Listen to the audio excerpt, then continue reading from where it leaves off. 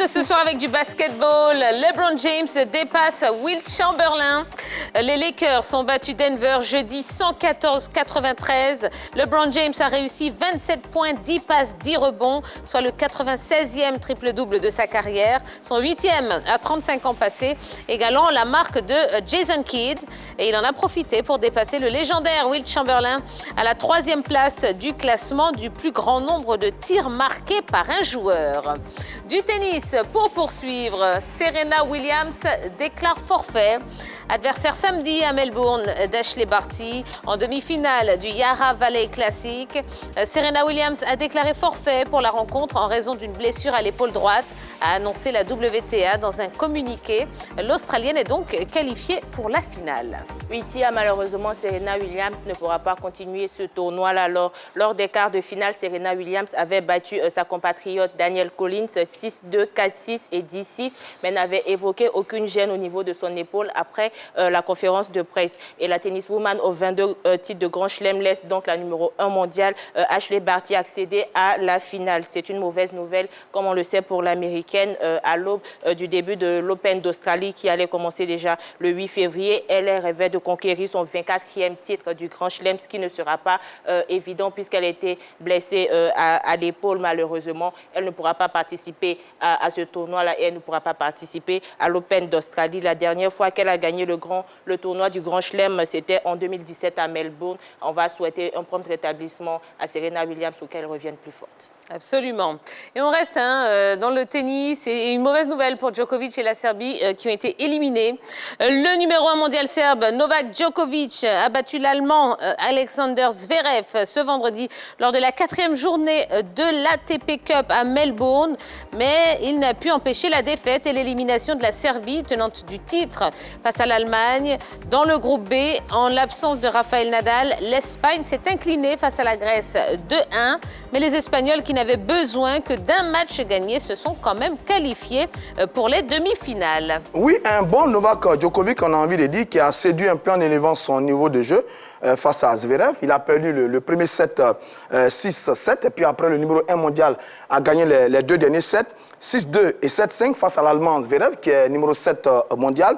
Malgré cette victoire, la Serbie qui est la tenante du titre, c'est le pays de Novak Djokovic. Novak Djokovic a été éliminé. À l'opposé, l'Allemagne et l'Espagne de Nadal sont qualifiés donc pour les demi-finales. Mais sur la discipline au niveau des individuels, Djoko envoie un message à ses futurs adversaires. Sur le calendrier, il pourrait retrouver Zverev qui vient de battre en ce moment. Et surtout, Dominic Thiem qui l'a battu en novembre dernier du côté de Londres. Et puis, dans l'autre calendrier, on a les gros messieurs qui s'annoncent cette compétition. Medvedev, Tsitsipas et surtout Rafael Nadal. Et ça vous dire que toute la crème du tennis mondial est présente en ce moment du côté de Melbourne. Et pour la suite de la compétition, ça s'annonce très très serré avec des matchs épiques parce que tous les grands sont quasiment qualifiés pour le tour suivant. Très bien. Allez, on ouvre notre page football. Haller ne jouera pas la Ligue Europa. Sébastien Haller, recrue hivernal phare de l'Ajax d'Amsterdam, ne jouera finalement pas la deuxième partie de la Ligue Europa. Le club a reçu jeudi soir un dernier avis de l'UEFA indiquant que Haller ne serait pas ajouté. Peut-on lire dans un communiqué publié par le club néerlandais. Il faut noter que Sébastien Haller est arrivé à l'intersaison du côté de l'Ajax d'Amsterdam pour une enveloppe de 18 milliards de francs CFA. Et apparemment, il y a eu un souci au niveau de la liste des joueurs qui a été transmise à l'instance européenne de football. Le responsable de cette liste aurait omis d'inscrire le nom de Sébastien Haller. Et donc, l'Ajax d'Amsterdam a essayé de modifier cette erreur de ce dernier pour mettre le nom d'Haller. Mais la FIFA, excusez-moi, l'UEFA en a décidé autrement. Haller sera donc privé de cette compétition, un broglio total du côté de cette formation pour une équipe qui est habituée aux joutes européennes. Mais voilà, c'est un gros préjudice pour le garçon, mais on souhaitera quand même à ses coéquipiers d'arriver le plus loin possible dans cette compétition. Bon, ben on peut dire que Sébastien n'est pas arrivé à l'heure. Ouais, elle n'est pas arrivée. Magnifique jeu de mots. Elle est belle. Elle est belle celle-là. De rien, de rien.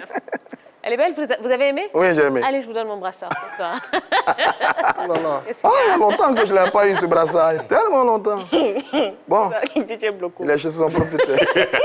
Allez, on poursuit avec une mauvaise nouvelle hein, pour André Onana, suspendu pour dopage.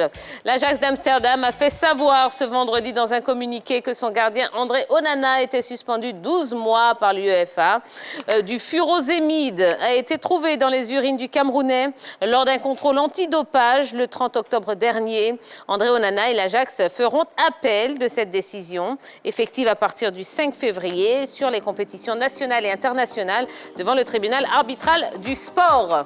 Décidément, ça ne va pas très bien du côté de l'Ajax après avoir oublié le nom de Sébastien Haller. C'est au tour d'André Onana de se faire prendre par l'AMA, l'Agence mondiale d'antidopage.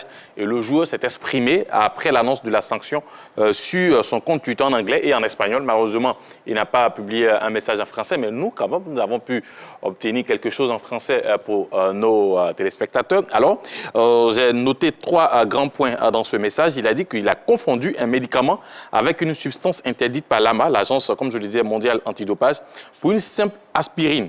Le médicament a été prescrit à ma petite amie et je l'ai pris à tort pour une aspirine car l'emballage était presque identique, ce que je regrette profondément. Ensuite, il dit... Je pense que c'est excessif et disproportionné parce que l'UEFA a reconnu qu'il s'agissait d'une erreur accidentelle. Tout le monde sait que je mène une vie très saine et depuis le début de ma carrière sportive, je me suis toujours fermement opposé à tout usage du dopage et condamné tout comportement anti-sportif. Cependant, il dit que je ferai donc appel de cette décision décision auprès du TAS afin de prouver mon innocence et laver mon nom. J'espère être de retour rapidement sur le terrain pour faire ce que j'aime le plus et aider mes coéquipiers. Je voudrais remercier l'Ajax et la sélection nationale du Cameroun pour leur soutien et leur confiance. Bon. Ah ben voilà. Mais en fait, il y a Kolo Touré, une année, qui a eu ce même souci. Apparemment, il s'était trompé de comprimé. Il avait pris les comprimés de sa femme. Bien sûr. On en a pris les comprimés de sa copine. Sa copine. Bon. OK. Bon, mesdames, s'il vous plaît, maintenant, mettez vos médicaments loin. Bon, arrêtez. Ce sont des choses qui arrivent. Mais oui, bien évidemment, bien Ça évidemment. ne vous arrive pas à vous. Ah, bon. Non, mais on espère qu'il reviendra, que voilà, le TAS pourra vite statuer sur son cas et qu'il reviendra très rapidement parce que aujourd'hui, c'est l'un des meilleurs portiers africains en Europe, mais surtout aussi l'un des meilleurs gardiens en Europe, tout simplement. Il était même annoncé du côté de Chelsea. De Chelsea d'abord. Après, Chelsea a préféré l'option Mendy. Il était annoncé du côté de Barcelone. Ça ne s'est pas encore fait parce que Ter Stegen est là. Il ne peut pas partir, laisser Ter Stegen sur le banc. Donc aujourd'hui, c'est un gardien qui est en pleine ascension. Voilà, en pleine ascension. Et ça m'étonnerait qu'avec le statut et la position qu'il a aujourd'hui, qu'il s'amuserait quand même à... Bien sûr, et surtout qu'il a dit que c'est un peu excessif cette sanction. Mais aujourd'hui, on se pose une question concernant le dopage des gardiens de but. Qu'est-ce que ça va lui apporter comme valeur ajoutée Les détentes. Voilà, bon, voilà. C'est un des choses qui lui passe ici. Mais bon. Voilà. D'accord. Allez, dernière information de ce LGT News qui concerne Odion Ighalo qui signe en Arabie Saoudite. Odion Ighalo quitte Shanghai Shenhua en Chine pour Al-Shabaab en Arabie Saoudite. L'attaquant nigérian s'est engagé avec le club saoudien en signant un contrat permanent de 2 ans et demi. Le joueur de 31 ans quitte définitivement le club chinois qu'il avait prêté à Manchester United. Voilà, c'est tout en ce qui concerne les news de ce soir. Je vous rappelle notre question fil rouge, oui, pour laquelle vous pourrez interagir avec nous via notre page Facebook, la page Facebook de la 3.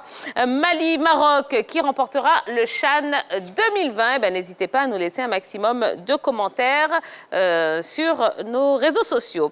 Voilà.